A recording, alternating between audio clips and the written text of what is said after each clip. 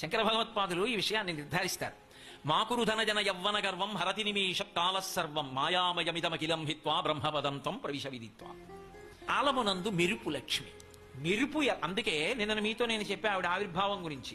మెరుపులా అని ఎందుకంటారంటే లక్ష్మీదేవిని అన్ని కాలముల యందు అనుభవించగలిగిన శక్తి నీకుండదు.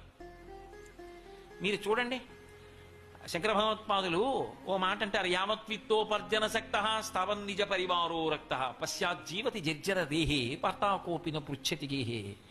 బాగా డబ్బు సంపాదించాడు ఒక ఆయన, పాపం ధార్మికంగానే సంపాదించాడు. ఆయన వెడుతుంటే పనున్నా లేకపోయినా ఎదురొచ్చి పిలుస్తారు, అయ్యా బాగున్నారా అండి.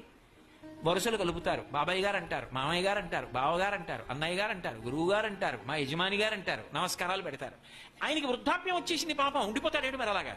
రాదు షడ్వికారాల్లో ఆయన జర్జరీభూతం అయ్యాడు, అయిపోయి ఇప్పుడు తిరగలేడు ఆయన. అందుకని ఆయన లోపల ఓ గదిలో మంచం మీద పడుకుని ఉంటాడు.